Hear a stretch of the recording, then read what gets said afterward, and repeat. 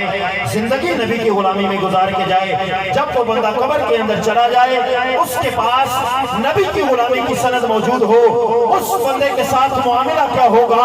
حضور کے غلاموں کی شان یہ ہے، نصیر ملت فرماتے ہیں سنو لوگو، غلام حشر میں جب سید الورا کے چلے، لوائے حمد کے سائے میں سر اٹھا کے چلے، چراغ لے کے جو اس شاک مصطفیٰ کے چلے، ہوائے تم کے جھنکے بھی سر چھکا کے چلے، یہ کس کا شہر قریب آ رہا ہے دیکھو تو، درود پڑھتے ہوئے قافلے ہوا کے چلے، وہیں پہ تھم گئی ایک بار گردش دوران، جہاں بھی تذکرے محبوب کبریا کے چلے، طلب ہوئی سر کوسین جب شب اسرا، حضور واقف منزل سے مسکرا کے چلے، ناظر بعالم پاکیزگی پڑے ان پر، مسافران لحد اس لیے نہا کے چلے۔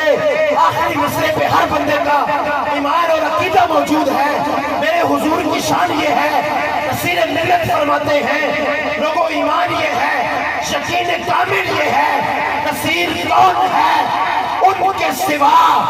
رسول ایسا جو بخشوانے پہ آئے تو بخشوا کے چلے۔ ہر بندہ دونوں ہاتھ بلند کر کے گواہی کے طور پہ تڑپ کے بولے سبحان اللہ۔ نصیر کون ہے ان کے سوا؟ رسول ایسا جو بخشوانے پہ آئے تو بخشوا کے چلے۔